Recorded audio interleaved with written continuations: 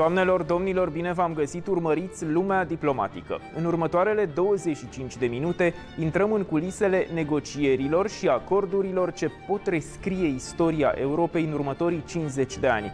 Portugalia e un important partener comercial al României, iar guvernul intenționează să sporească investițiile românești în Portugalia și totodată să crească nivelul comerțului, fiindcă în acest moment cumpărăm mai multe produse din Portugalia decât vindem în această țară. Totodată, România și Portugalia au interese comune în cadrul Uniunii Europene și în cadrul Alianței Nord-Atlantice. După invazia ilegală a Federației Ruse în Ucraina, Portugalia a trimis militari în România care să securizeze flancul estic. În acest context, urmăriți în continuare un interviu în exclusivitate cu ambasadorul Portugaliei în România.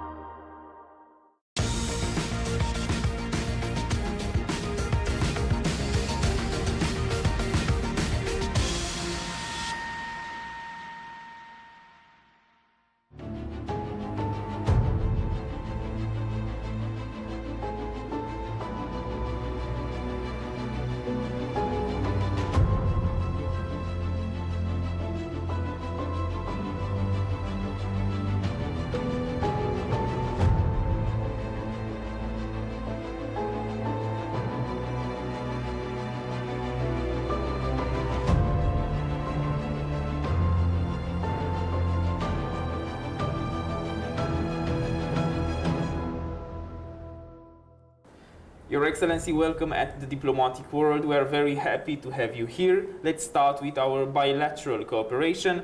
How would you assess the evolution of relations between Portugal and Romania over the past decade? Well, first of all, thank you for the invitation. It's a pleasure to be with you. In the last decade, relations have improved a lot. We have registered bilateral trade of 1.23 billion euros, so including goods and services. And this represents an increase of more than 50% if we compare to 2021. We are exporting more to Romania than we import from Romania. And of course, this is due to the presence of many Portuguese companies here. The main sectors of activity are infrastructure, automobile, construction, renewable energy, glass manufacturing, agriculture, IT, and so on. Since we arrived in Romania, we have been promoting a series of memoranda of understanding and agreements, because energy is one of our main focus of collaboration with Romania. We have a strong presence here from different companies in solar and mainly in solar energy, but also in what relates to accumulation to batteries and so on. So it's a sector that needs to be developed, and there is a lot of interest from both countries. Apart from this, I would like to mention also the action of the bilateral Chamber of Commerce Romania-Portugal. We have been working with them since we arrived here in 2023 and organizing seminars and discussions involving different people from the government, from the business community, and this has proved to be very positive for the enhancement of our commercial and economic relationship. Lately, I have to mention the arrival of an economic and commercial counselor here, which we didn't have for a few years, but I'm very happy to note that now we have someone at the embassy just helping, promoting and strengthening the support for both Romanian and Portuguese companies. Your Excellency, I would like to tell me more about the trade between our countries. As I explained before, there was a big increase from 2021 to 2025 in December. We increased the trade in more than 50%. And I sincerely believe that in the next 5 years, there will be much more interest and many more Portuguese companies coming to Romania. Last year, we had the involvement of 1,310 Portuguese companies selling to Romania. those numbers will go up, of course. And it's also important to mention that it's not only about Romania. When we talked about the bilateral commerce, we need also to consider the Republic of Moldova, with which Romania has a very strong connection and ties. And so what we would like is to do more partnerships in Romania, so that we can act together in terms of commerce and investment in the Republic of Moldova. And last but not least, very importantly, once we have the conditions, the peace agreement in Ukraine, I think that Romania can serve as a platform for Portuguese companies that are interested in doing their job and their investment in Ukraine. So again, for that, it will be very important to have partnerships with Romanian companies. Trade and investments ties between Portugal and Romania have expanded in the recent years. Which sectors offer the greatest potential? Very important are renewable energies, infrastructure, constructions, information technology, digital transformation, industrial innovation. These are the sectors that we most favor to develop further. Other opportunities exist not only in these sectors, but also in the agriculture, financial services. Tourism is very important, of course. Home textiles. I know that many Romanian companies go to Portugal and they invest a lot in this area. And we can see in the shops here and shopping malls in Romania many products made in Portugal, which is a very good sign. I think it's a very special feeling to see a lot of Portugal products in Romania. It is really indeed. We feel at home when we see things made in Portugal. And in terms of investment, I would like to say that the Romanian investment in Portugal has grown also in the last few years. And of course, also Portuguese investment in Romania, but not as strong as you have made in Portugal. The European Union is facing major geopolitical, economic and security challenges. In your view, where does the European project stand today? Well, the European project is at a very particular moment presently, because we are in the quite defining and historic moments marked by overlapping geopolitical crises. And so what the EU needs to do is to show resilience and unity. What means unity now? Unity must be based on consultation and dialogue among all the members, and that means that we have to act together and without divisions, putting aside the national points of view and valuing much more what we think as a whole, as a union. So that's what is really important, because that will be a guarantor of stability, of social cohesion and economic security for the whole continent. So apart from this, I also believe that enlargement is something very important for the EU, and we are very happy to note that the negotiations are progressing with Ukraine and Moldova and also the Western Balkan countries. Enlargement is an unavoidable geostrategic investment in collective peace, security and prosperity. It's not something that we are doing because those states are just asking to join us. It's a win-win situation for the new candidates or member states candidates, and also for the European Union. Another important topic in the future of the EU will be defense and security. We have this need of assume a greater responsibility for our security, and so we support the strengthening of member states' defense capabilities, and also to have a complementary and interoperable manner of means with what NATO puts at the disposal of member states. Energy sector, again, it's not only important bilaterally, but also for the EU.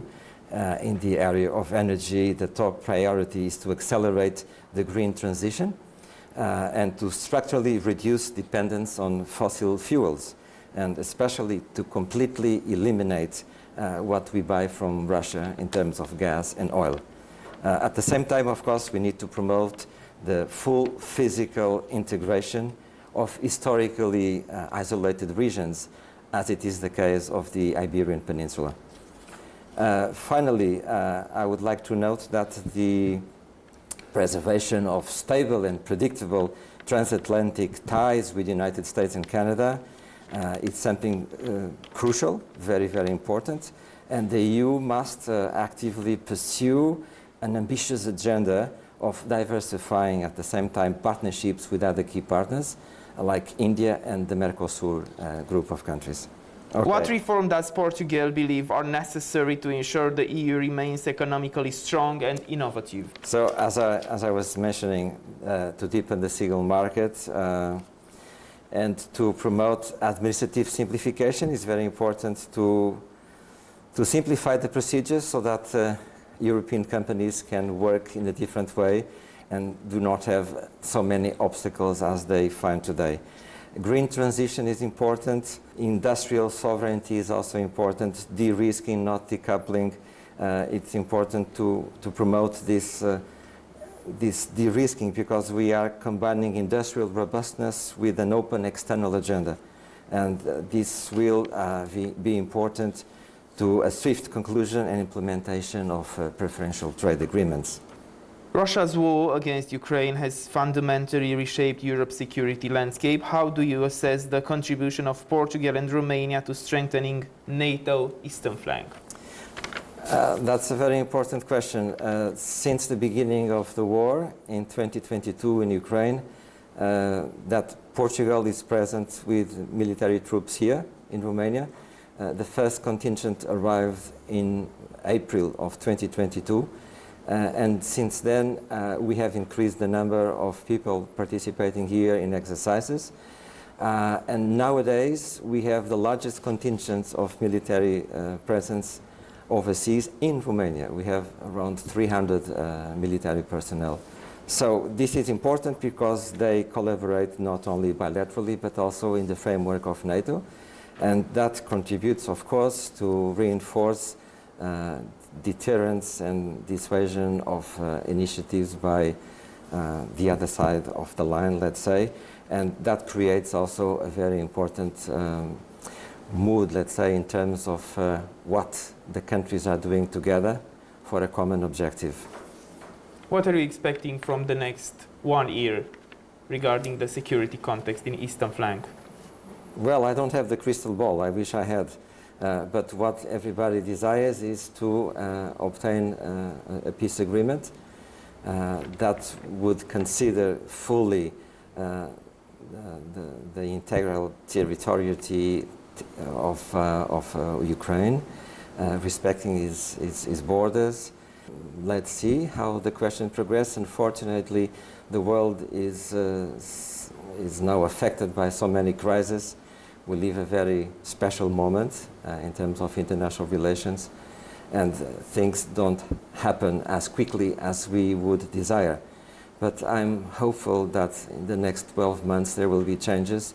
We start to understand some changes on the other side of the front line, and so maybe those signs will be positive for a settlement, let's say a peace settlement. What does it mean, changes? The strategies used by Russia, the lack of personnel they have in terms of troops, and some willingness or some openness to start negotiations. I think that is something new that we didn't have a year ago, for example. And so I think that's promising for the future. Hybrid threats, cyber attacks, and disinformation campaigns are becoming increasingly sophisticated. How can NATO and the European Union improve their resilience against these challenges?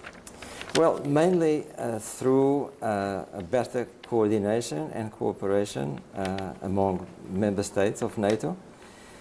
It's important that the intelligence services and the military services exchange informations.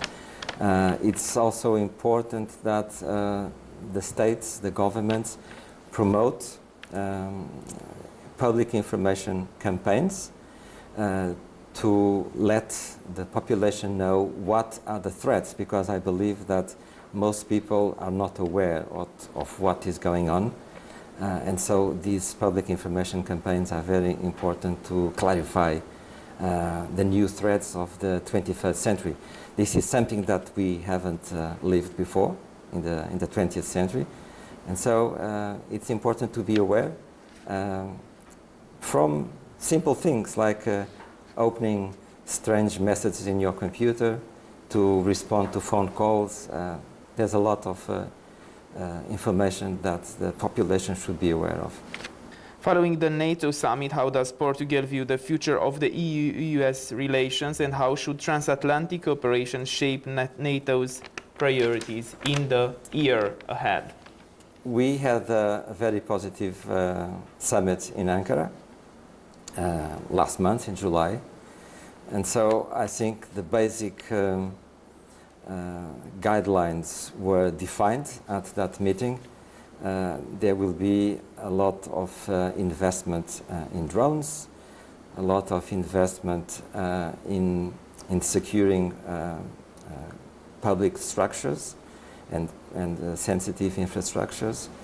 There will be the needs, and the member states complied with that, to increase the spending of their GDP to 5% by 2030 or 35. And of course, there was the compromise again of helping Ukraine without any limits or concerns in various terms, militarily and also from the social point of view, because it's not only, when we talk about Ukraine, it's not only about the war, it's also about the population, the suffering, the migrant communities that live in other countries. And so all those aspects need to be considered. So NATO needs to be strong, needs to work effectively between the two sides of the Atlantic. And of course, in my view, there should be the need also to have some coordination between NATO and the military structures of the European Union. Because what does it mean? It means that we all need to work together. Member states of the European Union should not duplicate, for example, their efforts if something is already being done by NATO. It's about coordination, about working all together, going in the same direction, let's say, which is to protect the space of NATO as a space of peace and security. How can cultural diplomacy strengthen Portugal's role in Europe and beyond? And how do you see the role of cultural diplomacy today when everybody is speaking about security, defense, and we have war in Europe again? Cultural diplomacy is very important. It has been one of my main tasks since I arrived in Romania 3.5 years ago. Unfortunately, when there is lack of funds, the first area that is cut is the area of culture. In every government, it happens here, it happens in Portugal, in the United States, wherever. What we have been doing is to promote Portuguese culture and Portuguese language. I was amazed by the level of interest that exists in Romania for the Portuguese culture and language. Nowadays, we have many cooperation agreements, not only at the level of university. We have 4 Portuguese centers for language and culture in Bucharest, in Iași, in Cluj-Napoca, in Timișoara, and we hope to have a 5th one also in Brașov. But we are also investing a lot in protocols with schools and with high schools, because we believe that if there is interest for the Portuguese language and culture, that interest should be raised from an early age and not only at university. So yes, this is a very important area. Of course, apart from that, the embassy has a cultural program. I would highlight 3 events which I consider most important, which are the celebration of the World Portuguese Language Day on the 5th of May. We celebrated with Brazil because we normally celebrate that with all the other Portuguese-speaking countries' embassies. In this case, we have Brazil. Apart from that, we also have the Portuguese Film Festival. We did it twice already. Last year, we held it in Timișoara, and this year we made it here in Bucharest. In spite of all the other priorities, which I acknowledge, of course, military, economic, I still believe that promoting culture and language, it's a very efficient way of promoting also people-to-people contacts and of getting closer with the Romanian people. And if you are speaking about the digital diplomacy today, how do you see the role of digital diplomacy? It's a very important role. I don't know if we are fully prepared for it. That's the problem. Somehow we lack human resources, but we do our best because we want to share what we do with the general public. It's also a matter of promoting what we are doing and clarifying, because sometimes people do not understand why we are doing certain things. So we have a website, official website of the embassy, and we also have pages in Instagram and Facebook. Not always the message passes in the positive way. Sometimes, as I said, people do not understand why embassies are involved in certain events, like it happened last weekend or 2 weekends ago in the Pride March in Oradea. I was present there with other 9 embassies, and of course we published some pictures about the event.